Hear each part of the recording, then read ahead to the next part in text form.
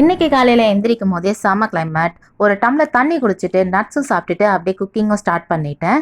ஒரு பக்கம் பருப்பு வேக, இன்னொரு பக்கம் சாப்பாடு வடிக்க அப்படின்னு பண்ணிகிட்டே இருக்கும்போது மழை வந்து நல்லா ஜோராக ஸ்டார்ட் ஆகிடுச்சு. அப்படியே ஜன்னல் வழியாக மழையும் வந்து ரசிச்சுட்டே குக்கிங்கும் வந்து பண்ணிட்டு இருந்தேன். நல்லா இருட்டிட்டு நல்லா குளுகுளுன்னு காத்தடிச்சிட்டு இருந்துச்சு.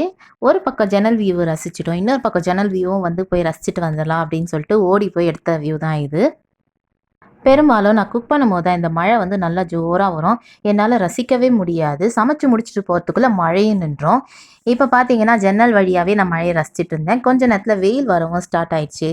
ஓகே, கிளம்புறதுக்குள்ள வெயிலும் வந்துரும். அதுக்குள்ள நம்ம கடகடன்னு சமைச்சு முடிச்சுட்டு ரெடி ஆகணும் அப்படின்னு சொல்லிட்டு சமைச்சுட்டே இருந்தேன். டெய்லி காலையில எந்திரிக்கும்போது, என்ன குழம்பு வைக்கிறது? என்ன பொரியல் பண்றது? அப்படின்ற குழப்பத்தோடயே எந்திரிப்போம். ஆனா, இந்த வெள்ளிக்கிழமை வந்துட்டா மட்டும் போதும். நமக்கு தீபாவளி ஆஃபர் மாரி சாம்பார் செஞ்சுடுவோம் டிஃபால்ட்டா. அப்புறம் என்ன, சாம்பாருக்கு எந்த பொரியல் செஞ்சாலும் சூப்பரா வந்து சாம்பார் கூட நல்லாவே மேட்ச் ஆகிடும். இப்படியே யோசிச்சுட்டு இருக்க வேலையிலே பாதி டைம் ஓடிடும். அப்புறம் ஏதோ ஒண்ணு சமைச்சுட்டு ரெடி பண்ணி கிளம்பிடலாம் அப்படின்னு சொல்லிட்டு சமைச்சு முடிச்சுருவோம். இன்னைக்கு வெள்ளிக்கிழமைன்றதுனால எனக்கு மட்டும் தனியா என்ன விதிவிலக்கா, நானும் வந்து அழகா சாம்பார் தான் செஞ்சுட்டேன்.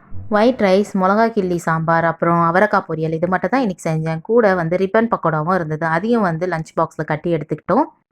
எத்தனை பேர் வெள்ளிக்கிழமையான டைரெக்டாக சாம்பார் தான், வேற எந்த சமையலும் இல்லை அப்படின்னு சொல்றவங்க கமெண்ட் பண்ணுங்க. சாம்பார் பிடிச்சிருந்தா லைக் பண்ணுங்க. இல்லை நான் நான்வெஜ் பிரியர் அப்படின்னா சேனலுக்கு சப்ஸ்கிரைப் பண்ணிடுங்க. நன்றி.